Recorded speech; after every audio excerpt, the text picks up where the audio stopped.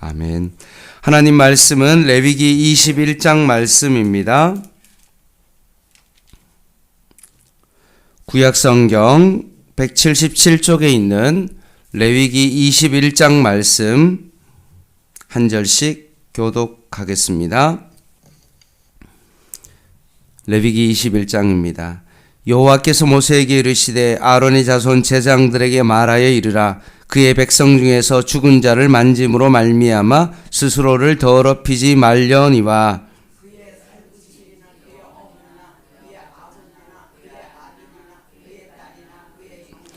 출가하지 아니한 처녀인 그의 자매로 말미암아서는 몸을 더럽힐 수 있느니라.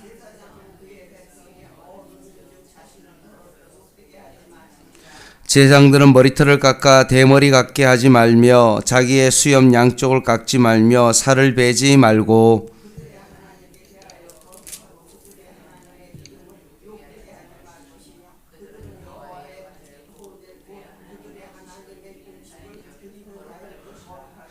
그들은 부정한 창녀나 이혼당한 여인을 취하지 말지니 이는 그가 여호와 하나님께 거룩함이니라.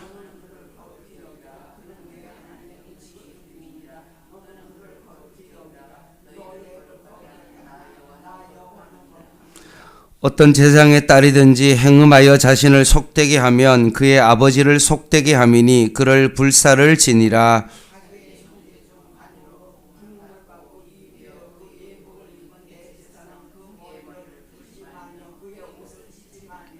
어떤 시체든지 가까이 하지 말지니 그의 부모로 말미암아서도 더러워지게 하지 말며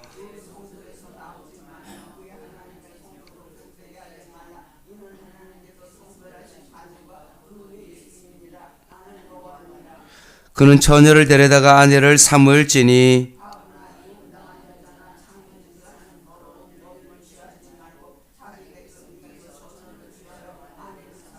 그의 자손이 그의 백성 중에서 속되게 하지 말지니 나는 그를 거룩하게 하는 여호와임이니라.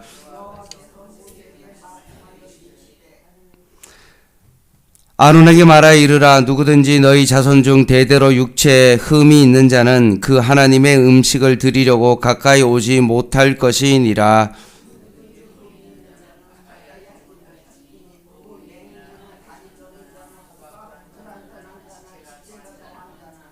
발 부러진 자나 손 부러진 자나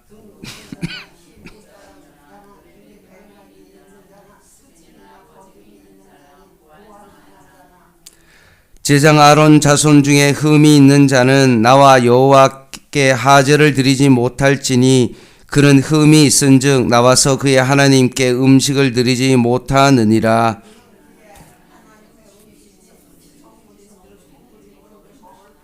휘장 안에 들어가지 못할 것이요 제단에 가까이 하지 못할지니 이는 그가 흠이 있음이니라.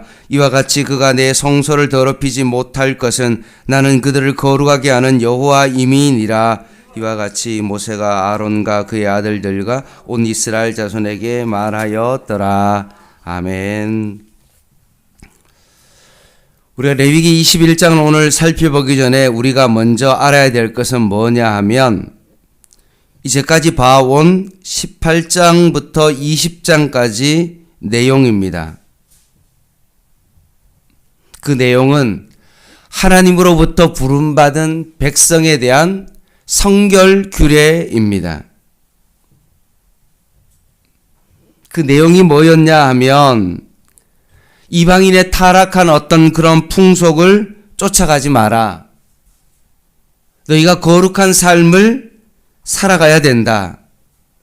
만약에 그렇게 거룩한 삶을 살아가지 못한다면 불순종에 대한 형벌을 받을 것이다 라고 하면서 하나님의 백성에 대한 성결에 대한 요구에 대한 내용을 우리가 살펴봤습니다.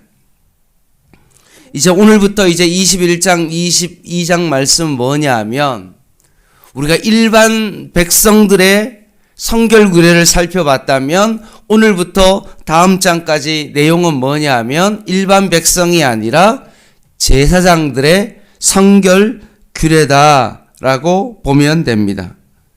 제사 업무를 담당했던 사람들, 제사의 음식을 바치는 사람들, 그 사람들의 성결 규례라고 봅니다. 그래서 오늘 제사장과 대제사장의 어떤 성결 규례의 내용이 나옵니다. 오늘 본문은 세 단락으로 나눌 수 있는데요.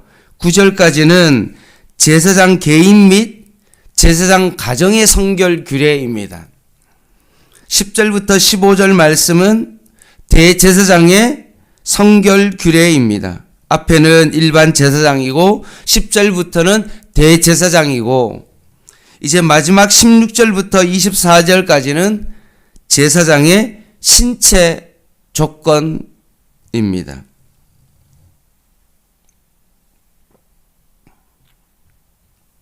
그러면서 오늘 본문을 보기 전에 한 번 더 우리가 생각해야 될 것은 뭐냐 하면 여기서 제사장이다라고 대제사장이다라고 되어지니까 우리는 자꾸 이걸 일반적으로 목회자가 아니냐.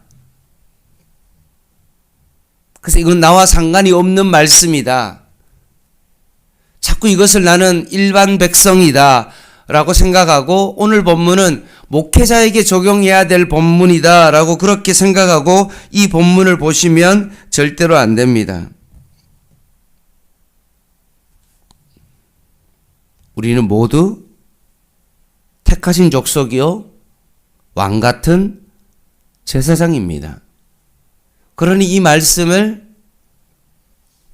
나와는 관계없다라고 보시면 안 되고 이 말씀은 바로 나의 말씀이다라고 보셔야 됩니다.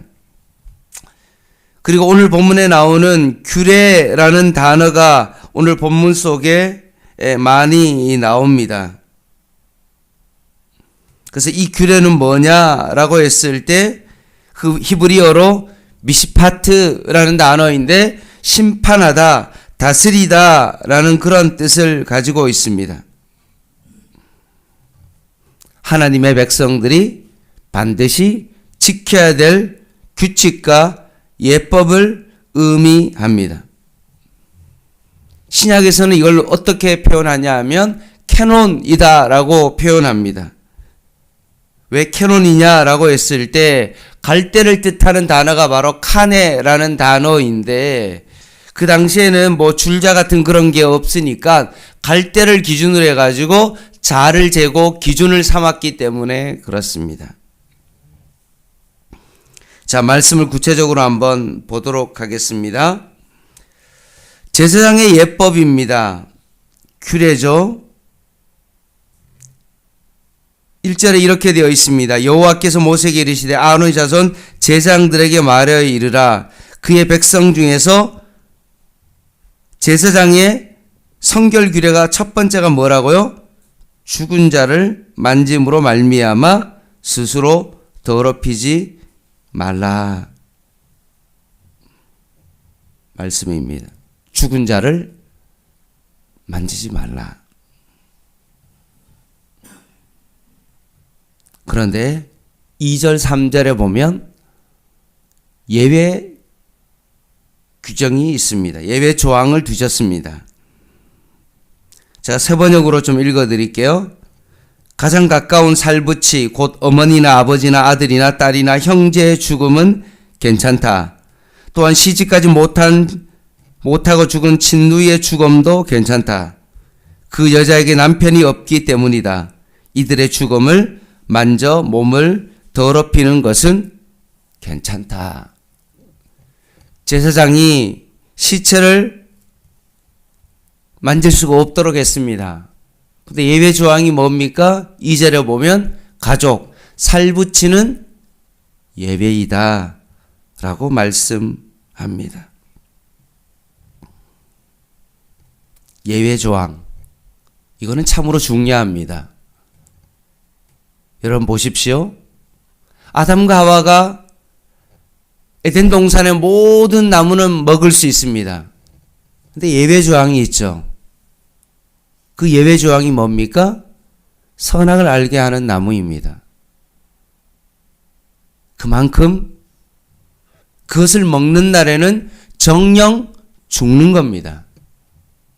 그만큼 예외 조항이 중요한 거죠. 그것을 먹음으로 말미암아 죄 가운데 빠졌고 결국 예수 그리스도의 그 십자가의 희생이 아니고서는 구원을 받을 다른 길이 없을 만큼 그 예외 조항은 중요했다는 말씀입니다. 그래서 그 예외 조항은 반드시 지켜야 되는 규례였습니다. 근데 그렇게 중요하게 여기는 예외 조항에 뭐가 들어간 겁니까? 오늘 본문에는 가족이 예외 조항으로 들어갔다는 말씀입니다. 하나님께서 그만큼 가족을 귀한 공동체로 여기고 소중하게 여긴다는 반증이 아니겠습니까? 제사장도 예외 조항을 두었는데 그것은 너무나 소중한 거고 그 예외 조항이 가족이다.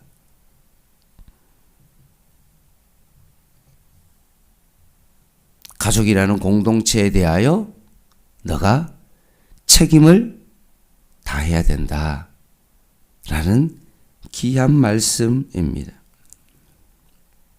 디모데전서 5장 8절 말씀에 누구든지 자기 친족, 그리고 특히 자기 가족을 돌보지 아니하는 자는 믿음을 배반한 자다.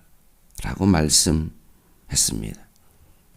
거기에 더 나아가 불신자보다 더 악하다. 라고 말씀하십니다.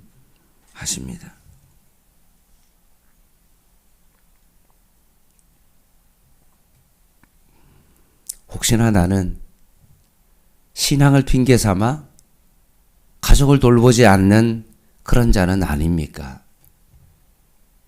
이 부분을 여러분 참으로 조심해야 됩니다.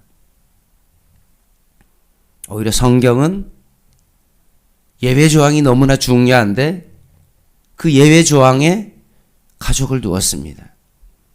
그만큼 하나님께서 가족에 대한 너희들이 해야 될 그 책임과 그런 것을 반드시 해야 된다라고 말씀하고 있습니다.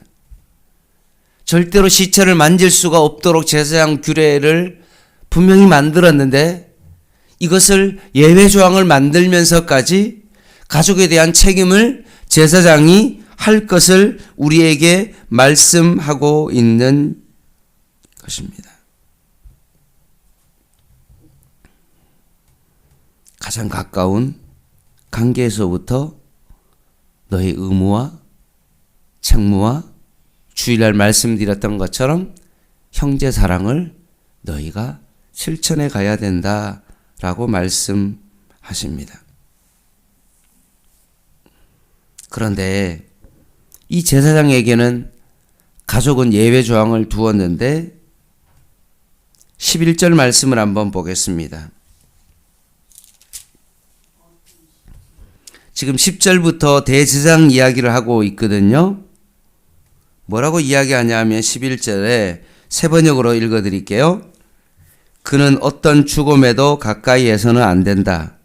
자기 아버지나 어머니가 죽었을 때에도 그 죽음에 가까이하여 몸을 더럽혀서는 안 된다. 제사장에게는 직계 가족에 대한 시체만큼은 만지도록 허락하셨는데 대제사장에게는 그것마저도 엄격히 금지하고 계심을 확인할 수 있습니다. 일반 제사장보다 대제사장에게 보다 엄격한 성결을 요구하고 있다는 것입니다. 결국 대제사장은 철저하게 하나님 앞에 헌신해야 될 위치임을 우리에게 말씀하고 있습니다. 말씀을 마무리하겠습니다. 이스라엘 백성에게 제사장은 어떤 겁니까? 대제사장은 어떤 겁니까? 하나님과 백성 사이를 연결해 주는 역할이 바로 제사장이요 대제사장의 역할입니다.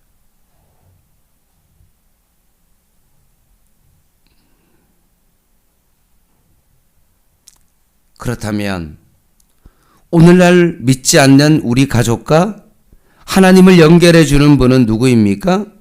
우리의 대제사장이신 예수님이시죠.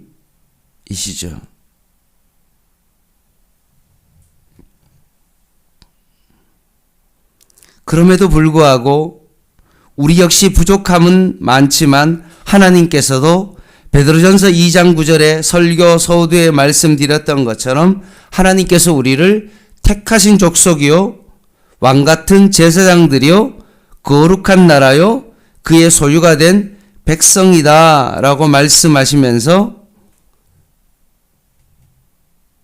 우리가 왕같은 제사장으로서 그 중간 역할을 감당하라고 하나님께서 우리를 부르셨다는 것입니다. 이스라엘 백성을 왜 가나안 땅을 허락해 주신 이유가 뭘까요? 그들이 아무것도 하지 않고 그 땅을 지했습니다. 전쟁을 잘해서 그 땅을 치룬 것이 아닙니다. 하나님께서 은혜로 그들에게 가나안 땅을 사실 선물로 주신 겁니다.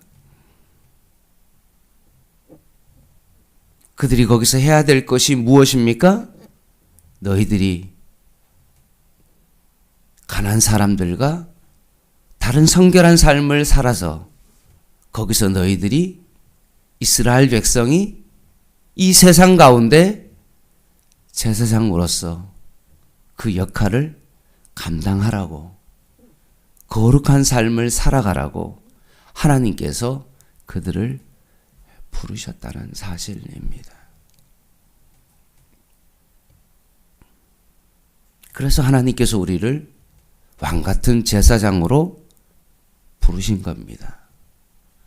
하나님께서 여러분을 왜 여러분의 가족으로 하나님께서 사명을 주시고 그 땅 가운데 인도하신 이유가 뭡니까? 거기서 너희들이 제사장의 역할을 잘 감당하기를 원하십니다. 세상의 방법대로 살아가지 아니하고 하나님의 규례와 법도를 지키면서 가족을 향하여 믿음으로 친족, 특히 가족을 위하여 더 하나님 앞에서 기도하고 하나님 앞에서 그들을 더 사랑하라고 하나님께서 우리를 부르신 것입니다. 오늘도 우리의 삶의 현장에서 하나님께서 우리를 제사장으로 부르셨다는 사실을 기억하시면서 오늘도 내 마음대로 내가 하고 싶은 대로 내가 원하는 대로 살아가는 삶이 아니라 이 땅 가운데 거룩한 하나님의 왕같은 제사장으로서 그 삶을 살아가는 저와 여러분 되시기를 주님의 이름으로 간절히 부탁을 드립니다. 기도하겠습니다.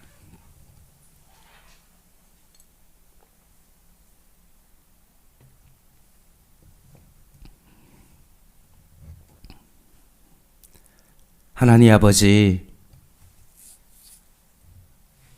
오늘도 우리에게 하루를 허락해 주셨는데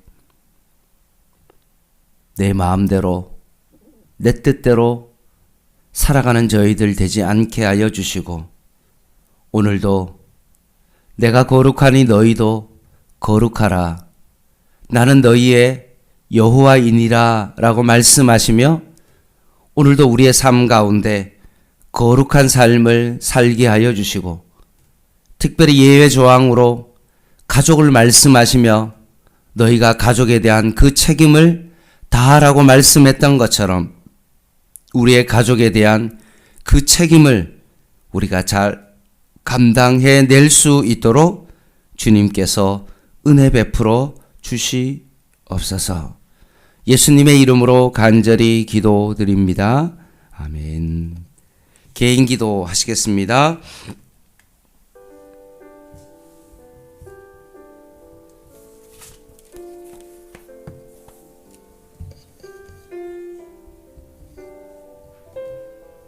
하나님,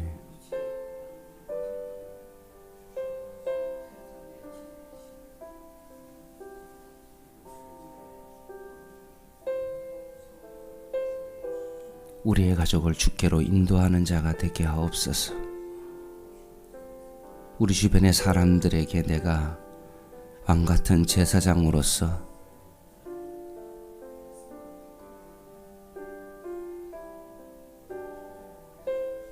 하나님과의 관계를 회복하는 데 있어 그 역할을 감당케 하여 주시옵소서.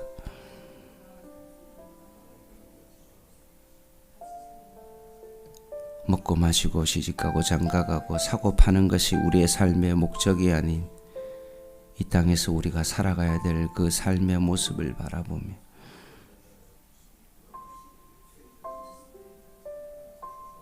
주님께서 한 영혼에게 깊이 다가가는 삶을 살아가게 하여 주시옵소서. 하나님께서 우리에게 허락하신 그 사명이 있는 것처럼